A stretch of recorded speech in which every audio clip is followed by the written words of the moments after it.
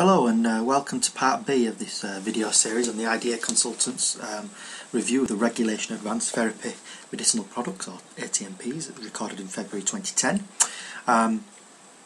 In part A we discussed a lot of issues surrounding the regulatory procedures, classification, certification procedures, incentives, hospital exemptions, and we touched upon the registration. There are a few more things that we need to look at, and that's what part B is all about. So if you didn't get the mind maps in part A, do send that email to atmp@damianbove.com. Again, the email address will be at the bottom of the screen, because it's really helpful in following what's been talked about and also as a reference guide for future use.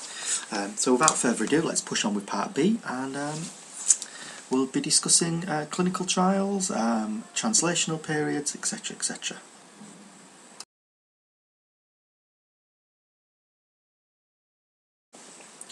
So, in the last video we were just finishing up on the registration of products, and that was through the centralised procedure at the EMA.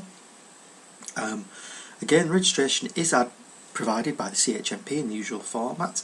However, the CAT, or the Committee of Advanced Therapies, will be advising the CHMP on whether or not your product should be approved. So this is why dealing with this CAT from as early as possible puts you in the best possible position moving forward. One of the things that I failed to mention in part A, actually, on the certification procedure, is that procedure is free, so there's no fees to be paid. So again, following on from the classification, certification, all free, brilliant risk management, brilliant added value. You know, it'd be silly not to do it, in my opinion. Now, there is a transitional period which covers products that are already on the market. Now, you never know, there could be a gene therapy product or a somatic cell tissue engineered product that is on the market already. There are a few about, well, tissue engineered ones anyway, and these need to go through this centralised approvals procedure in order to legally remain on the market. So even if you have approval, you do need to go through this. And for stem cell products, you need to be gone through this procedure by 2011, and for gene therapy products, you need to go through this procedure by 2012.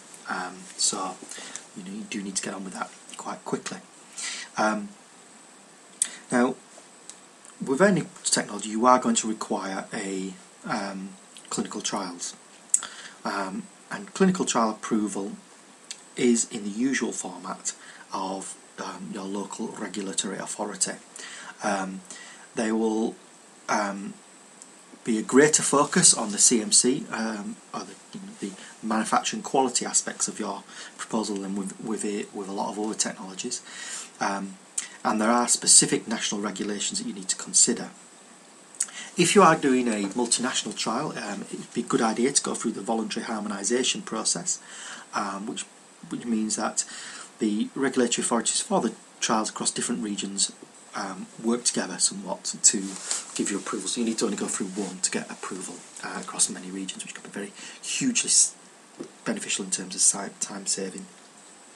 There is talk in future that ATMPs will have to go through a centralised procedure, and this centralised procedure will no longer be voluntary, but it's all rumour at the moment, so but that may be something that will come up. And go to our newsletter, you can sign up to that at damianbove.com, and we will keep you fully informed on all regulatory developments, so that's a really helpful tool.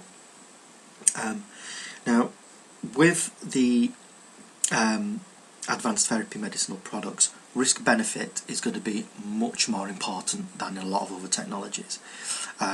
There's a concept paper that's been developed by the CAT and the EMEA on how the risk-benefit should be undertaken, but that's not out yet, but it will be coming out soon, and again, sign up to our newsletter and you'll be kept fully informed on that. But you're going to be interested in the control of your technology. It's going to be very important. Again, manufacturing and preparation are going to be important. Pharmacovigilance, the burden on pharmacovigilance is a lot greater than with other technologies. Follow-up times can be huge, can be a couple of years and years. And the environmental impact and risk is also critical, especially with gene therapy products.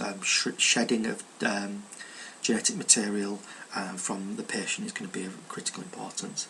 And also safely administering these products to the patient without exposing medical staff to dangers. So it's all going to be critical for risk benefit, and you're going to need to get a specialist involved in that. Get in touch with us and we can help you out with that. Now, the design of your trial is also going to be important, and comparators are going to be very difficult to do. In some areas comparators will be available, but in a lot of areas it's not feasible. Your clinical endpoints again are going to be very specific to the technologies, and it would be highly advised to seek scientific advice from the CAT and also from local regulators before you progress down a clinical trial, because it's going to be critical that your clinical trial is going to be acceptable for an ATMP. So it would be foolhardy to progress with any clinical program without first seeking that advice. The MHRA have a specialist body that will be working on these areas, and other regional bodies also have specialist bodies, so it's critical to obtain that advice. But all in all, there's some higher regulatory burdens. The usual regulatory stipulations on approval times for clinical trials don't always apply for ATMPs, they're usually outside of that process. So choosing your country is going to be very important. It might not always be best to do it in your home region, in Europe, or even in, but you do need to consider the quality of the data that you're generating and how that data can be applied in Europe. But again, take advice, speak to the professionals. It's so important.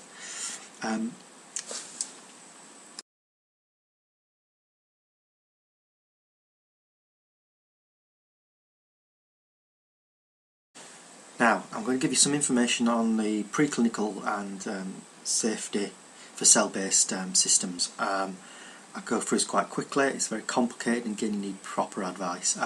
Again, there's a mind map available for this, and it will come when you send that email to atmp@damianbobby.com.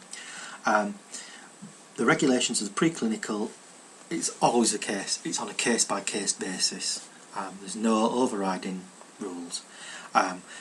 You're looking for efficacy, and you're looking for safety data, and you're looking in your pharmacology and toxicology. You are looking for risk assessment. That's going to be the most important, and you're going to support your clinical trial. Toxicology is going to be you're looking for 2 species again, if applicable, maybe less. It depends on the targets, depends on how your technology is going to work. And again, you're looking for your standard package of safety pharmacology, your cardiovascular, your CNS, and your respiratory safety. You need to be able to demonstrate in your species that it's an intention to treat and it's going to work. You're looking for cells, you're looking for differentiation occurring, you're looking for migration of cells, you're looking for integration of cells into the system, you're looking for survival of the animals and immunogenicity. You're also looking at tumogenicity, which is going to be incredibly important in cell-based systems, and that you need 6 to 12 months data. You're going to have to rule out teratomas, and you're going to probably want to work in immunodeficient mice for that kind of work. Designs are going to be properly controlled, and you're going to need to be doing your clinical formulation. Don't even go into animals on that expense unless you've nailed your clinical formulation, because you're just going to have to repeat it all. Well, most likely anyway. Your route of delivery should be the same as your clinical. Powering is going to be incredibly important, and again, it's just all about specialist advice. There's no off-the-shelf packages for this stuff.